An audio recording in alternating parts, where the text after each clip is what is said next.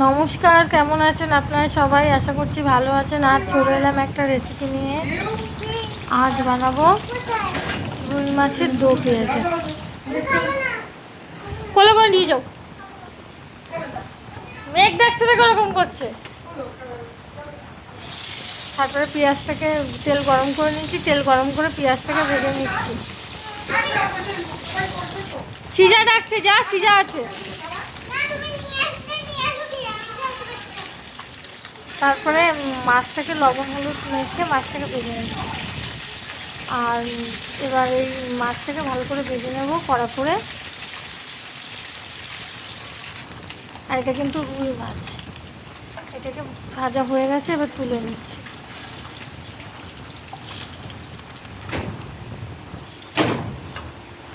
ওই তেলের ওপর দেবো রসুন, ভেজে নেবো এই মশলাগুলো। রসুন, আদা, কাঁচা লঙ্কা, পেঁয়াজ, টমেটো এগুলো দিয়ে ফ্রাই করে নেব।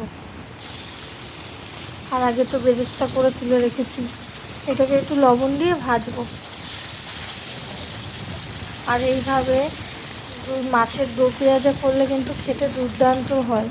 আপনারা অবশ্যই ট্রাই করে দেখবেন। পেঁয়াজ, রসুন, আদাটা ভাজা হয়ে গেছে, এবার দিয়ে দিলাম টমেটো। টমেটো দিয়ে একটু লবণ দিয়ে, যাতে টমেটোটাও একটু ভালোভাবে ভাজা হয় তার জন্য লবণটা দেওয়া। এটাকে একটু নেড়ে চেড়ে তেল থেকে তুলে নেব, তুলে ভালো করে ঠান্ডা করে বেটে নেব।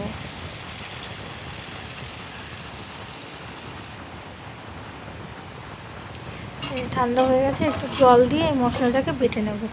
আর ওই তেলের উপর দিচ্ছি গোটা গরম মশলা, আর দেবো জিরে ফোড়ন। আর পরে আর কিন্তু তেল দিইনি, যে তেল ছিল সেই তেলটার মধ্যেই করছি।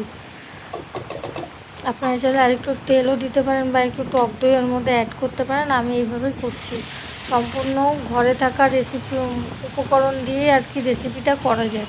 এবার ওই বাটা মশলাটা দিয়ে ভালো করে একটু কষিয়ে নুন, হলুদ, জিরের গুঁড়ো আর একটু লঙ্কার গুঁড়ো কালারের জন্য দিয়ে এবার এটাকে একটু কষিয়ে নেব। কষিয়ে তারপর দিয়ে দেবো পরিমাণ মতো জল। এখানে জল দিয়ে আগে কষিয়ে নিচ্ছি, তারপর পরিমাণ মতো জল দেবো। যে যেমন ঝোল রাখতে চান বা একদম পুরো গ্রেভি গ্রেভি করতে চান, আপনারা চাইলে আরও খানিকটা করে মশলা একটু অ্যাড করতে পারেন বেশি করে।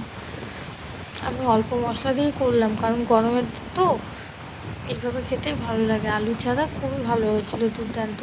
এবার ফুটে এসছে, এবার মাছগুলো দেবো। তার সামান্য একটু চিনি দিলাম নুন ঝালটা ব্যালেন্স করার জন্য। আমার ভিডিওগুলো যদি আপনাদের ভালো লাগে অবশ্যই like, comment, share and subscribe করে ফলো করে আমার পাশে থাকবেন। এবার এটাকে ফুটিয়ে দেবো একটু ওপর থেকে গরম মশলার গুঁড়ো দিয়ে, এটাকে নামিয়ে নেব। আর দিচ্ছি একটু ঘি দিয়ে, এবার এটাকে নামিয়ে উপর থেকে একটু জায়ফল জয়ত্রীর গুঁড়ো দিচ্ছি। আর দেবো একটু নামিয়ে বেরেস্তা, যে পেঁয়াজটা ভেজে রেখেছিলাম সেই বেরেস্তাটা দিয়ে এটাকে সার্ভ করবো। কেমন হলো অবশ্যই জানাবেন। আবার দেখা হবে একটা নতুন ভিডিওর সাথে। ততক্ষণ আপনারা ভালো থাকবেন, সুস্থ থাকবেন। আসতে লাগি, টাটা, বাই বাই।